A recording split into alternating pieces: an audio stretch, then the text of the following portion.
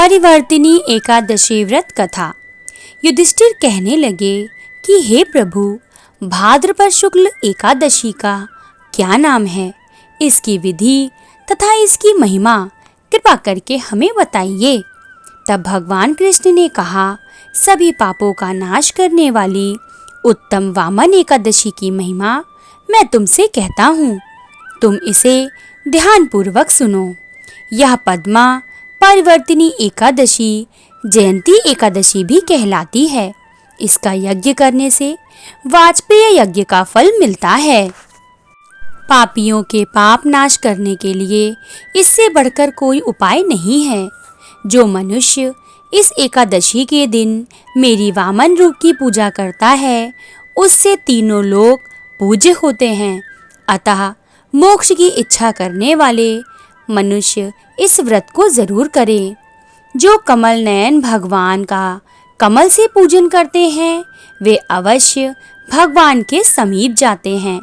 जिसने भाद्रपद शुक्ल एकादशी को उपवास और पूजन किया, उसने ब्रह्मा विष्णु सहित तीनों लोकों का पूजन किया। अतः हरिवासर अर्थात एकादशी का व्रत अवश्य करना चाहिए। इस दिन भगवान श्री हरि करवट लेते हैं, इसलिए इसको परिवर्तिनी एकादशी कहा जाता है।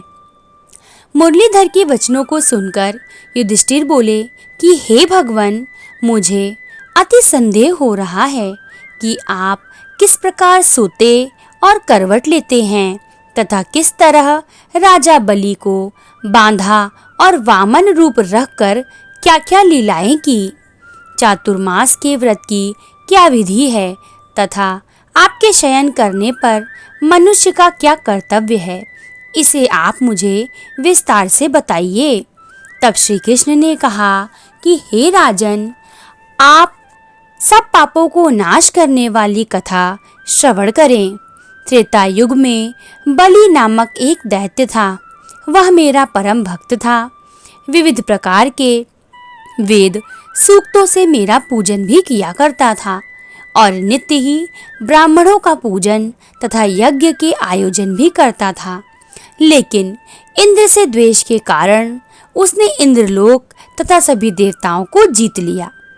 इस कारण सभी देवता एकत्र होकर विचार कर भगवान के पास गए। बृहस्पति सहित इंद्रादिक देवता प्रभु के निकट जाकर और नतमस्तक होकर वेद मंत्रों द्वारा भगवान का पूजन और स्तुति करने लगे। अतः मैंने वामन रूप धारण करके 5वां अवतार लिया और फिर अत्यंत तेजस्वी रूप से राजा बलि को जीत लिया। इतनी वार्ता सुनकर राजा युधिष्ठिर से बोले कि हे जनार्दन, आपने वामन रूप धारण करके उस महाबली दैत्य को किस प्रकार जीता। तब भगवान कृष्ण कहने लगे कि मैंने बलि से 3 पग भूमि की याचना करते हुए कहा कि ये मुझको 3 लोक के समान हैं और हे राजन, यह तुमको अवश्य ही देनी होगी। राजा बलि ने इसे तुच्छ याचना समझकर 3 पग भूमि का संकल्प मुझको दे दिया और मैंने त्रिविक्रम रूप को बढ़ाकर यहाँ तक कि भूलोक में पद, भूर्वलोक में जंघा, स्वर्गलोक में कमर, महलोक में पेट, जनलोक में हृदय, यमलोक में कंठ की स्थापना कर सत्यलोक में मुख, उसके ऊपर मस्तक स्थापित किया।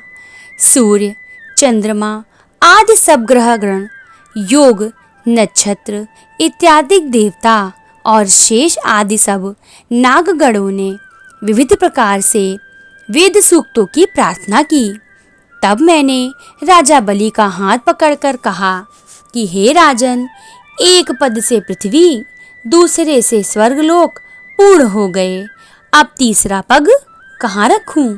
तब बलि ने अपना सिर झुका लिया और मैंने अपना पैर उसके मस्तक पर रख दिया, जिससे वह मेरा भक्त पाताल में चला गया। फिर उसकी विनती और नम्रता को देखकर मैंने कहा कि हे बलि, मैं सदैव तुम्हारे ही निकट रहूंगा।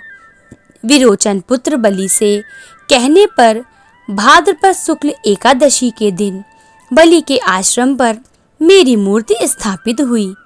इस प्रकार दूसरी क्षीर सागर में शेषनाग के पृष्ठ पर हुई।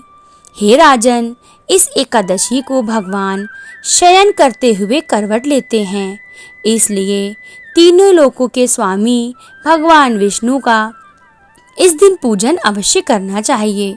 इस दिन तांबा, चांदी और चावल, दही का दान करना चाहिए।